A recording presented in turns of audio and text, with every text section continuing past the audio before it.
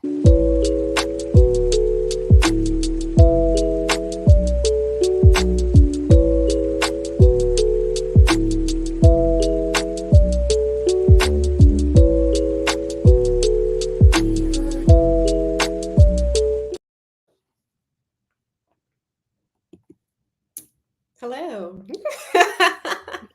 Hello, hello. Thank you all for joining us.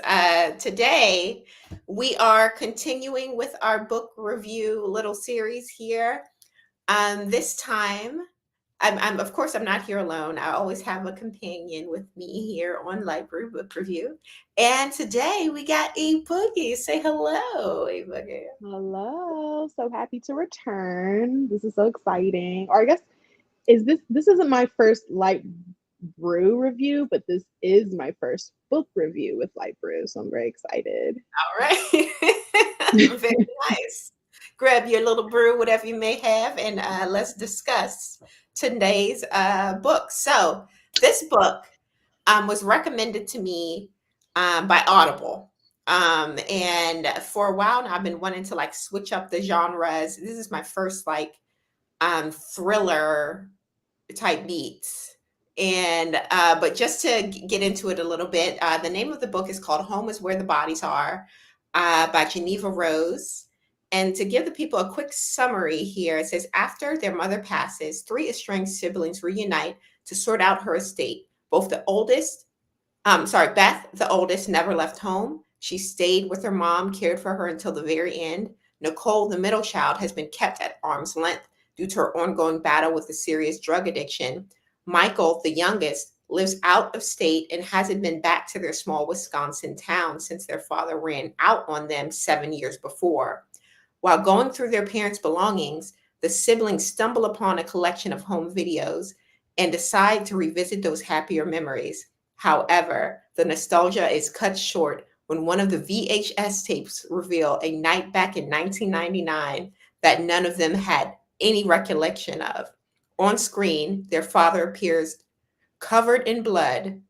What follows is a dead body and a pact between their parents to get rid of it before the video abruptly ends. Beth, Nicole, and Michael must now decide whether to leave the past in the past or uncover the dark secret their mother took to the grave. Now, just a wet your palate there, guys. This again, like I mentioned, this was like one of my first like thriller type of books, and it started off very not. I don't want to say slow. It was slow, but I was still here for what was going on because it wasn't a lot happening in the first like couple chapters in the book. We're dealing with Beth taking care of her mother in her last moments.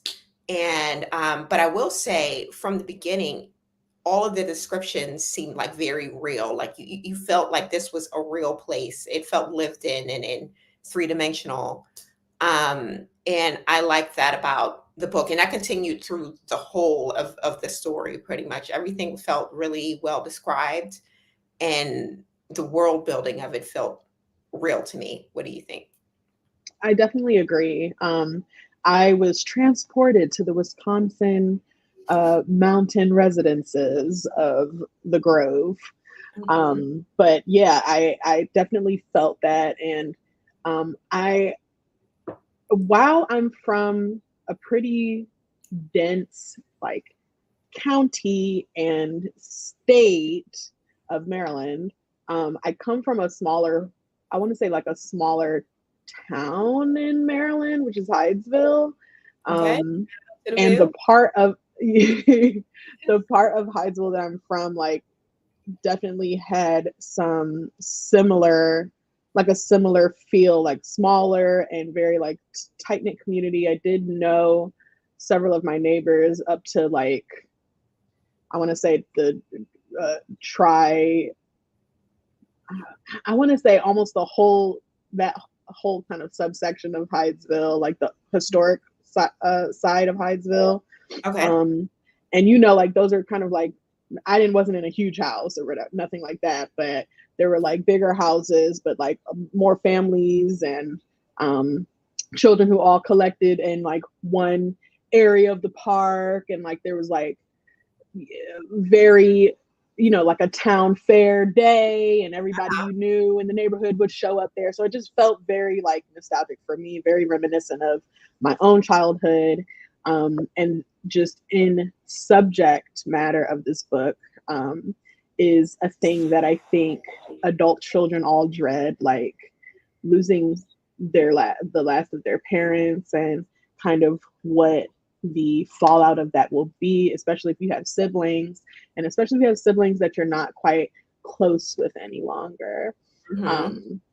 But yeah, I really enjoyed how how Jeneva Rose built this idea and this picture of the Grove that felt familiar to me, and that felt like it kind of like put me there with her.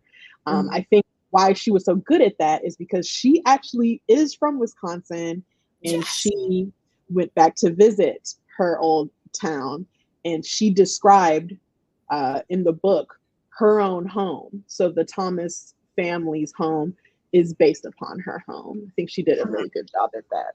Yeah, and maybe that's probably why it felt like so 3D, like so well put together because it's her childhood home. I remember, hearing something about that in the what's it called? The not the end of the book. Where Prologue, they give her I thank think. yous and all of that. I think it's prologue.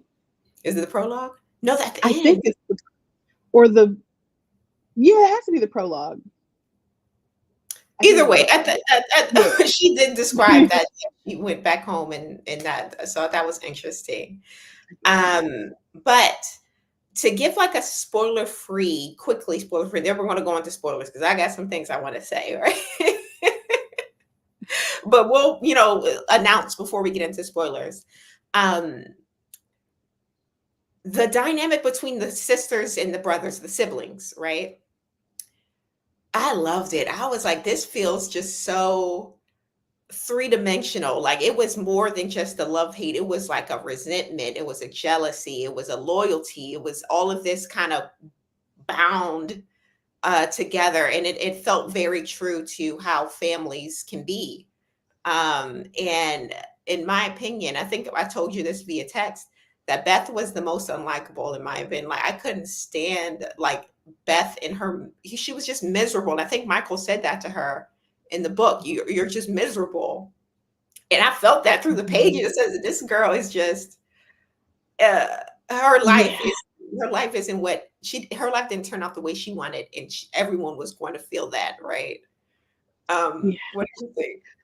I have to agree. Upon the first, and I will be very, very honest, I listened on Audible, but I am going to refer to it as reading. So, sue me. But Mhm. upon the first reading, I definitely had a visceral reaction to a lot of her takes on things, particularly, Michael's wild return after 7 years of not visiting, not seeing their mother, um, and basically kind of closing himself off after the disappearance of their father in 2015. Um, and just kind of his whole detachment Mhm. really bothered her. And it bothered me that not only did she not, I mean, six in one hand, half a dozen in the other. And because I went back and listened the second time, and there were a few instances where I noticed both her and Nicole made a lot of excuses for things that they noticed about Michael's reaction after the death of Laura, their mother. Mhm. Um, and upon that second listening, and knowing how it ended, I really wanted to focus on the perspectives that were not as built upon that first instance of listening or reading. Yeah. And so I went back and I focused more on Michael's chapters. And this is a very important factor I think we should reference, is that each chapter is broken down between the three siblings and their mother's perspectives. Yeah. And so not only are you getting kind of the full story from their different perspectives and from different parts of the timeline, both 30 years ago, and then I guess maybe 20 or so years after that, and Mhm. then currently 20 or so years after that would be around 2015, or maybe a little bit after.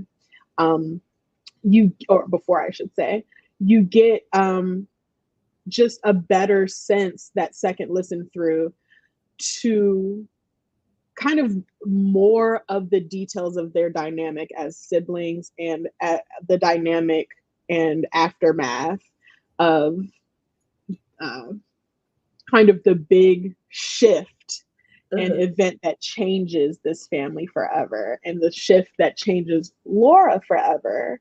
Yeah. Um, I agree. The way that Geneva built out the dynamic between the siblings felt very real, and it felt like I had such sympathy for them. Losing your mother, knock on wood, I will not have to deal with that anytime soon. But I imagine it's very, very difficult in and of itself. But trying to bring closure to your mother's life, going Mm. through their things, um, trying to settle their affairs of the estate, and dealing with your siblings while doing that, siblings that you're not close with, and there's no real true plan in place set up.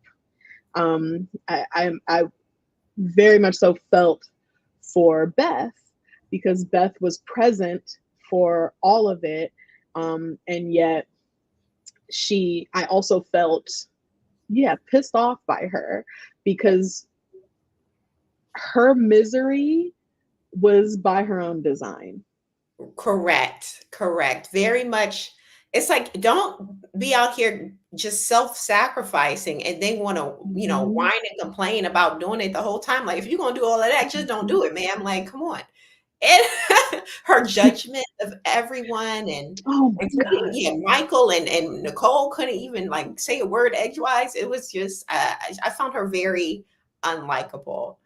Um, but she did Can I have ask, may I ask, where are you in your arrangement of siblings? Like, are you the middle child, youngest, oldest, I'm the youngest child.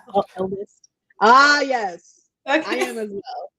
I Okay. am as okay. So who did you identify the most with? Oof. This is gonna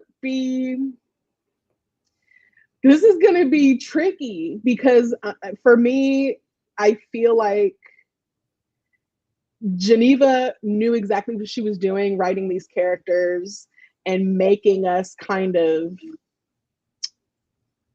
choose who we align ourselves with.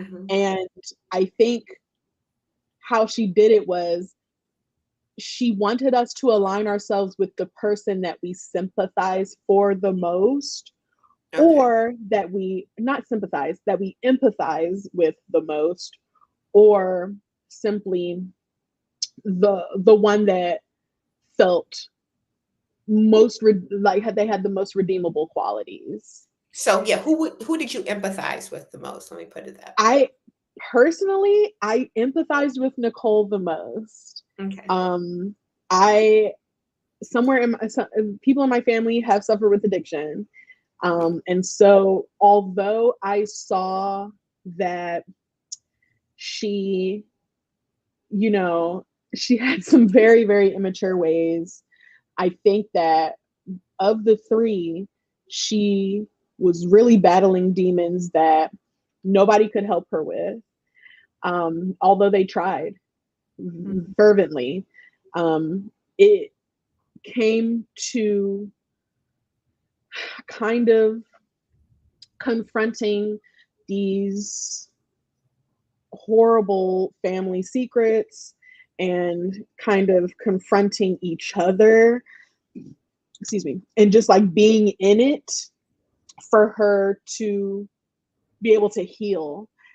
And I think that if it didn't play out the way that it did, she would have never been able to heal, because she was up until the last few chapters still on some gonna get my next fix however I can, Mhm. um, including impersonating her sister, Mhm. right? And taking her sister's, I'm gonna say birthright, because it was the mother's wishes that we, what, not we, what, ugh. It was her mother's wishes that what she kept in the safety deposit box at the bank went to Beth. She Yeah. impersonated her sister. She manipulated the bank teller when she didn't have the proper identity. And so it was just like a lot, but it was also just like, I can empathize with that because I felt only somebody that is in so much pain, Mhm. and whether that be from just, her weaning off the drugs, or from her just being, full of grief in that moment and regret for not Mhm. having seen her mother, would do something like that, and would kind of continuously and repeatedly lose their integrity in a way that is detrimental to anyone that cares about them. Mhm. That really made me so sad for her, and so I guess I empathize with her the most. Despite, but it was a toss up really between her and Beth. I felt really bad for Beth because I felt like Beth could not take the plank out her own eye. Uh-huh. Uh-huh. She put Yeah. herself through a lot of that. Uh-huh. Yeah, I would say Nicole is definitely one of them, but honestly, I sympathize with Michael a lot. Mm, When we meet him, or at least when he's introduced, he he's the youngest of the siblings. Um, he was paying for his mother up until death, right? And it felt like he was making the most rational decisions out of all of them through the book. Um, and I felt bad in a way that he is the one who is expected to do certain one, because he's the male now of the family. He's the yeah, head of the household right now yeah, in a way. yeah, yeah. He's the most financially stable, so a lot of the things finance wise fall onto him, and certain things he's expected to lead on because of those things, because he's the male and because he's the richer of the three. And I felt bad for him reading through the story. Um, but from this point on, we're going into spoilers.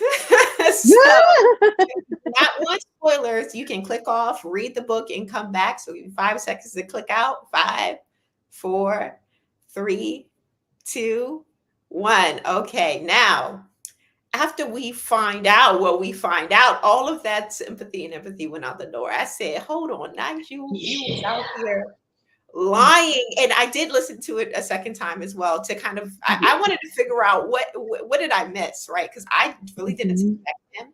In all honesty, I suspected Lucas, or his name, the boyfriend. Yeah, yeah, Uh-huh. yeah. And then I heavily suspected the dad. I was thinking, how is mom surviving in the house with this murderer? Like, what is how is she gonna make it?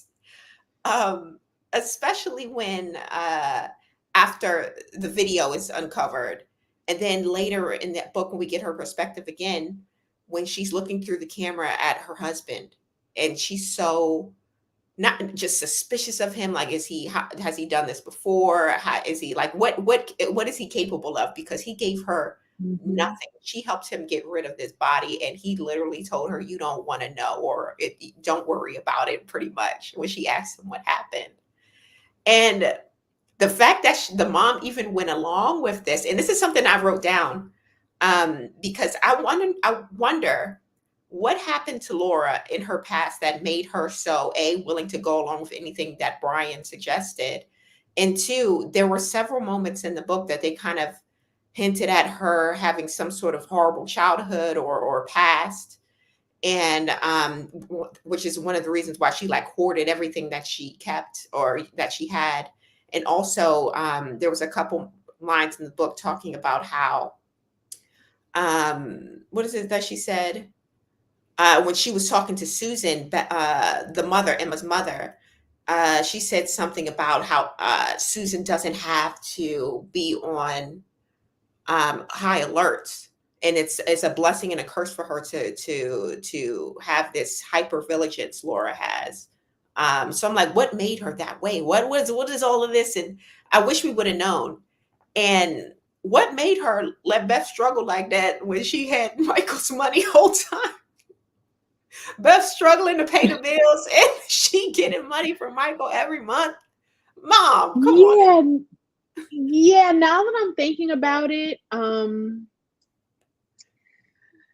that move Shiesty. when yeah, having not only collecting the money from like I understand collecting the money from Michael for so long, and I almost kind of want to do the math really quickly, Yeah, um paying her just two to get thousand. an idea. Yeah. I So think they for had over 200,000 or something like that. it was 132,000 that she had stocked up in that separate account. And so over 5 years of collecting $2,000 a month from Michael, her youngest son, not touching that money and deciding to donate it to the missing persons foundation or whatever they're called, organization. Um, that was a weird move after also weighing Beth down financially for those 5 years. Right. Like as the will's being read um by the lawyer Craig Davidson, it's like that donation felt almost like it was supposed to be a dig at Mike, but it felt more like a dig at Beth Beth. because Beth Fact. was drowning financially Hmm. to do right by her parent, her last living parent that she knows of. Um, while the other siblings were not present whatsoever, didn't show up. Now, Mike was, giving that money unbeknownst to Beth, but he wasn't showing up. So, and Nicole was, out in the streets tricking for Mm. a bag of heroin. So, yeah. So it was just that was a little shocking.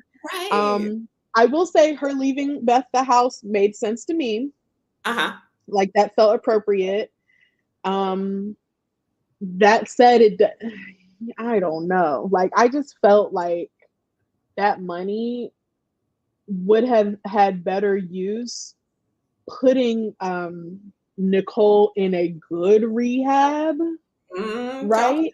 Hmm. And then possibly a trust for, I think her granddaughter's name was Marissa, Beth's daughter. Yeah, something with an Some M. sort of trust for Marissa, who I Mhm. think is in college now Yeah. at this time. Um, but I guess she just wanted to have one last like dig at Mike and as some sort of retribution.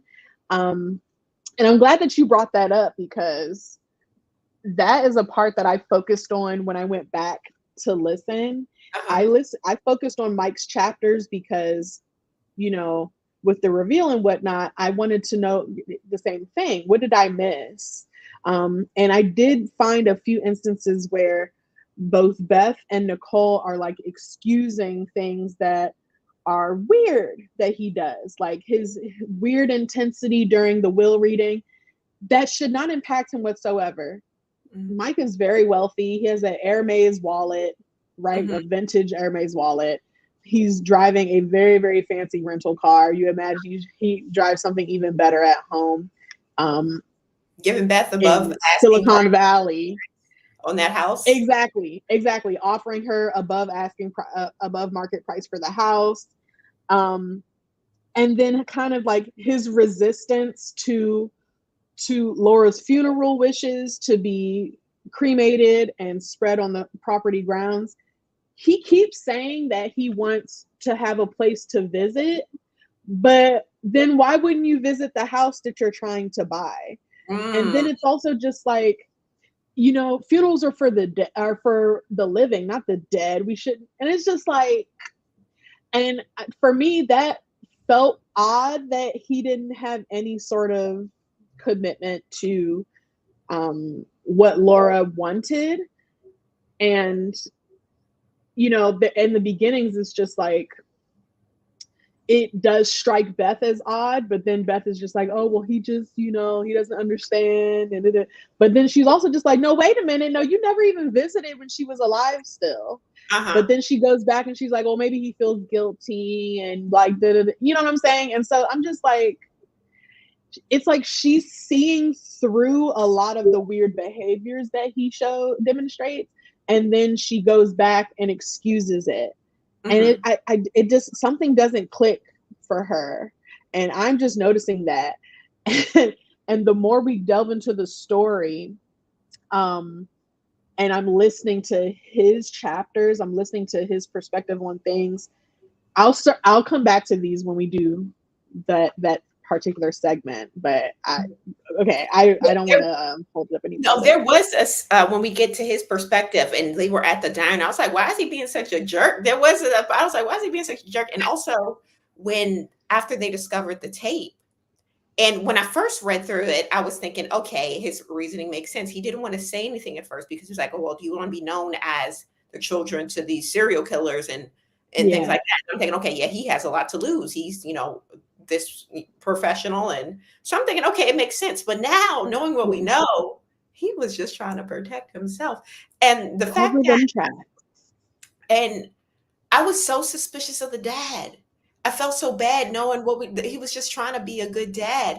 And for Michael to stoop to the level of impersonating the father via email to send to Beth and got the nerve to send Nicole and him on a wild goose chase to who knows where, I forget, an hour out of the way, knowing damn well, like, man, he's just, I hated him after that. Once I figured it out. I don't know. That felt like a throwaway, that email BS. I just didn't know why. Like, okay, he's in tech. Like, okay, I get it. I mean, yes, for the story's sake, the dad, Brian, finally responding via email felt like, what? Yes. Where have you been? That's what some of the mystery. It was like, ooh, this is added to it. Like, okay, where was you at whole time, Brian? Yeah, but then for the reveal of it actually being Mike, it just felt like, okay, like he comes off as much more skilled at strategizing and at how he just moves and his different maneuvers to throw a red herring in there or to throw, you know, a distraction in there. And so that just kind of felt like a throwaway to me. Like, for me, he even kind of alluded to Casey, the detective, being weird, and why is he, you know, breaking the law, giving these case files to Nicole, and that's so odd. Like, I felt like that was a better red herring. Or even you know, Lucas eventually is like, we didn't even touch on Emma at all. Oh, okay, yeah, the victim. Yes, the big thing that kind of devastates this town is that on the big carnival day at the Grove, a young girl goes missing. Her name is Emma, and she is the little sister of Beth's then, in 1993, boyfriend Lucas. And she's also I would say she's around Mike's age at the time of her disappearance. And she was just well known and beloved in the community. So that is the thing. And it's crazy because these two families are very, very close. And so this family, the Thomases, almost feel the impact of that loss in different ways because they're so connected to this family. I feel that Emma's disappearance brings Susan and Laura together, Susan being Emma and Lucas's mother. I don't recall their father's name at the moment. It's I don't recall. Yeah, okay, but yeah, Same. husband. But he and I want to say Jason, maybe he and Brian Thomas are very close as well, and this also makes them closer as well. I want to say Lucas and Beth also get even closer than they were. They were already dating, but kind of everyone comes together to search for Emma Yeah. for as long as they can before it becomes a cold case. Yeah. And not long after that, another young girl goes missing as well from the Which same was such community. a twist. I was thinking, oh, we just So about weird. out of nowhere. I was thinking, wow. And honestly, at the end of the book, when we do get the reveal that it was all Michael, right? Um, there was a point where I wanted to believe him. So I was like, okay, well, maybe it was an accident, but then after, like, maybe something did happen between the fight and his dad. But then when he threatened Beth, telling her, like, yeah, you should have left because now you never will. Definitely, it was Mhm. no mistakes, no ifs, ands, or buts about it. He definitely is a villain. But you see how Geneva has you now making excuses for Mike. I Yes. fell into that same trap very early on. When Nicole needs a ride to the place that she's been staying, which is the Motel 5. I thought that was so funny. Which is at the Motel 5, which is basically like a trap house, Right. a motel. And he hears an argument ensue in the room that she walked in. He goes in and he beats the brakes off this drug dealer that As is he should. yoking Nicole up. And threw the He's money on fully him. convinced, threw the money at him. Whatever debts she had with him were paid. Um, he really impressed me in that moment and swayed me because I had a little inkling about him Yeah. early on, but I just watch a lot of SVU, so I just imagine any male persons It's always involved are somehow guilty in some way. But I threw that out the window when he saved Nicole and paid the money and, offered to buy the house so she can have some place to live and just was showing all of these very valiant and brotherly behaviors. yeah. I appreciated that. And I felt like, he was really taking on the helm after not being in the picture for 7 years and Right.